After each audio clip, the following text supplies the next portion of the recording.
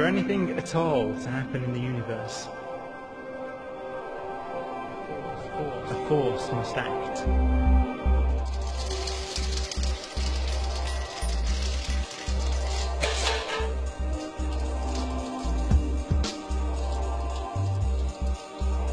For anything at all to happen in the universe,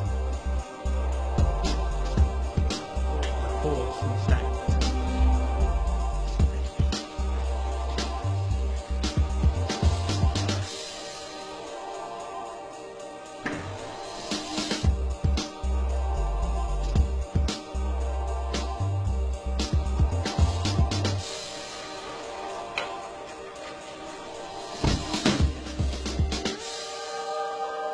We usually think of forces as moving things around, pulling this apple towards the ground, or pushing a car up a hill. But forces also cause the sun to shine. They make the ice melt in your drink, and they cause a plant to emerge from a seed. Forces are the agents of change in the universe.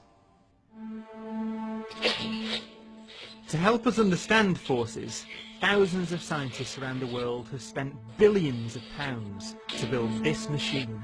I'm standing 100 metres below the ground at CERN in Geneva, and this is the CMS detector, part of the largest and most complicated scientific experiment ever attempted. This experiment will give us deeper insight into the forces of nature than ever before. It's a long way from when Isaac Newton pondered the laws of gravity. We're all part of the same story.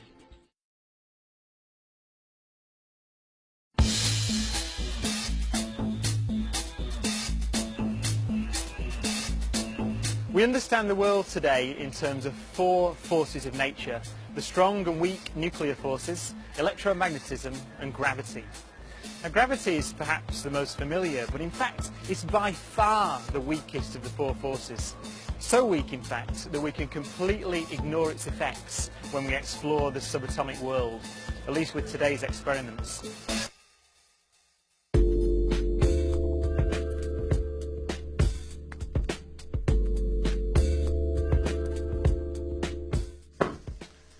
Besides the familiar but weak force of gravity, there are three other forces in this universe, each of which is vital for our existence.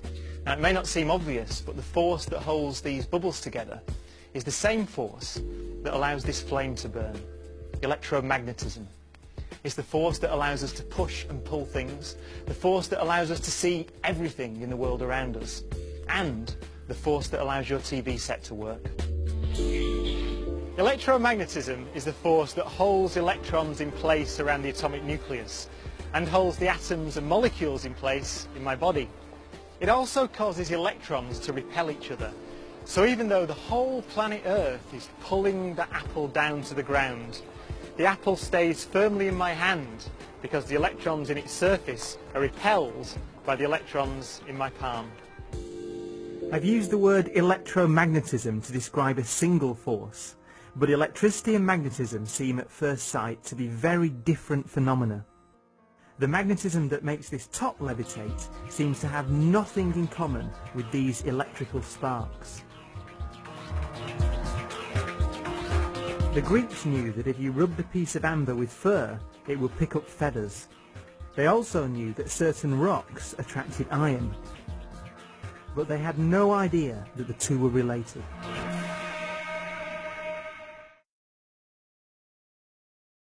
For 2,000 years after the Greeks, we thought of electricity and magnetism as different phenomena. It wasn't until the 19th century that we discovered that they are, in fact, different manifestations of the same thing. Now, not a lot of people know this, but this silver box inside a traffic island in South London is in fact a monument to the man who set us on the road to that profound discovery, Michael Faraday. Inside here is an electrical substation that powers the Elephant and Castle tube station across the road. Now, the original idea was for this to be made of glass, so you could see the electrical transformers inside.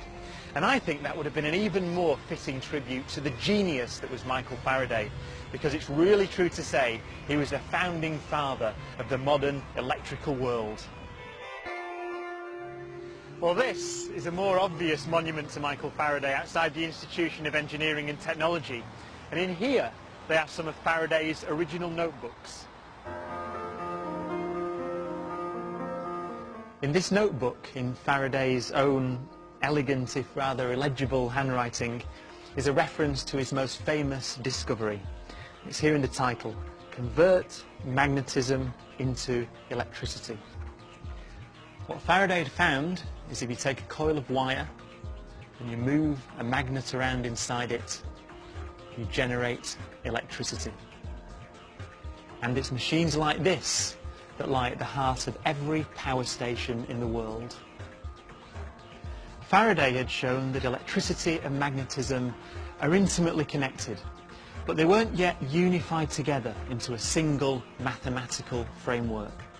It took a very different kind of physicist, James Clerk Maxwell, to see the true connection, and with it produce a revolution in our understanding of the universe that Einstein later described as the most profound and the most fruitful that physics has experienced since the time of Newton.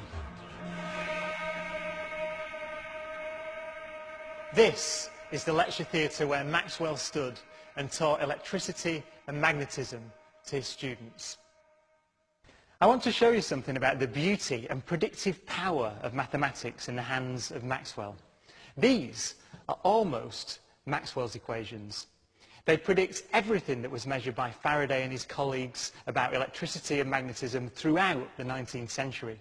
This, for example, is Faraday's law of electromagnetic induction. But Maxwell noticed that these equations are not mathematically consistent.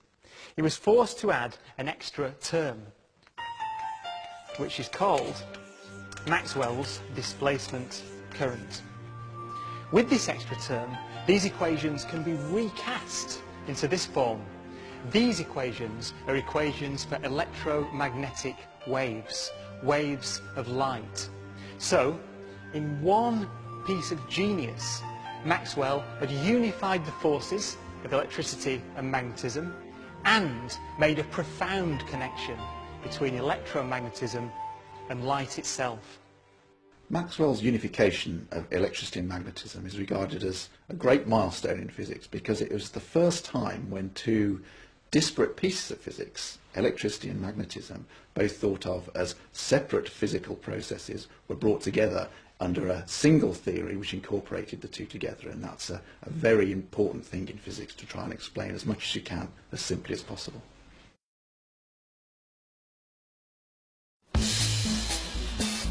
The two forces of gravity and electromagnetism seem at first sight to be sufficient to explain everything we see or feel in our everyday world.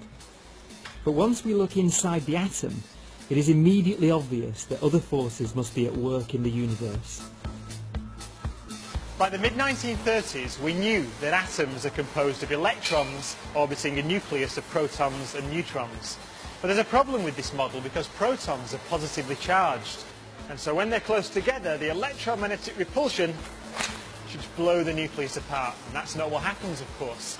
There must be another force many times stronger than electromagnetism that glues the nucleus together.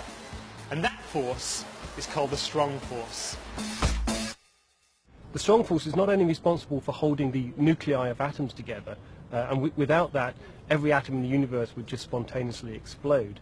But it's also, and this is quite interesting, responsible for 98% of nuclear mass. That means 98% of my mass, your mass, the mass of the sun, the mass of the earth.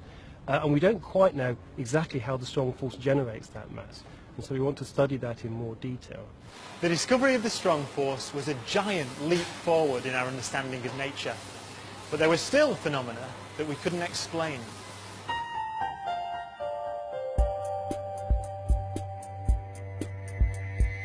This is a PET scanner, and it's transformed the way we diagnose many diseases because it allows us to look inside the body and detect abnormalities in cellular activity.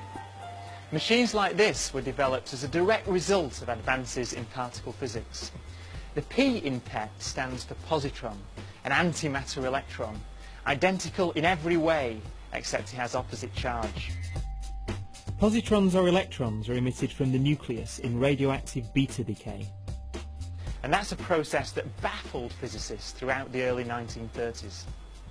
And they knew that the nucleus was made up of protons and neutrons held together by the strong force. And they knew that beta radiation came out of the nucleus. They also knew that beta radiation was comprised of electrons. So where did the electrons come from? It was the Italian giant of science, Enrico Fermi, who finally solved the problem.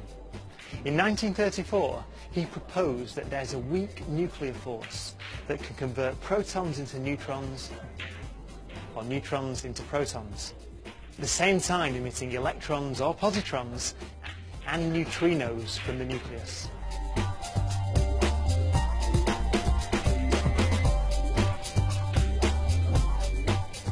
Fermi had found the missing force that explained the inner workings of the atom.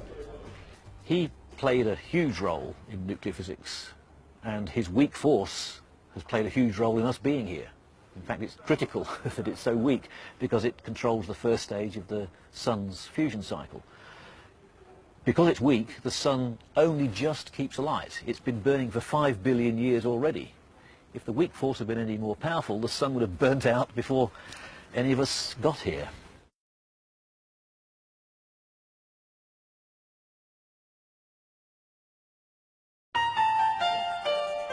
Fermi's discovery of the weak force is not the end of the story. A few decades later, in the 1960s, scientists were able to bring together the weak force and electromagnetism into a single electro-weak force. Is it possible that the strong force, and perhaps even gravity, could be unified with the electroweak force into a single superforce that ruled the universe in the first instant after the beginnings of time? Well, Maxwell's unification was inspired by experiments done on a single desktop. The experiments that may lead to the long yearned-for theory of everything will be controlled from here, the nerve centre of the accelerator complex at CERN. Here, we'll recreate the conditions that were present in the universe less than a billionth of a second after the Big Bang. How do we recreate those extreme conditions here on Earth? You need one of these, the Large Hadron Collider. 27 kilometers in circumference. Inside here, we accelerate protons to 99.999999% the speed of light before bringing them into collision inside 4 giant detectors. And those detectors take pictures of the collisions 600 million times a second. These are the lengths we have to go to explore the forces of nature. Today we can describe everything that happens in terms of just 3 forces: the electroweak force, the strong force, and gravity. But some scientists dream of going even further and unifying those forces together into a single force, a theory of everything.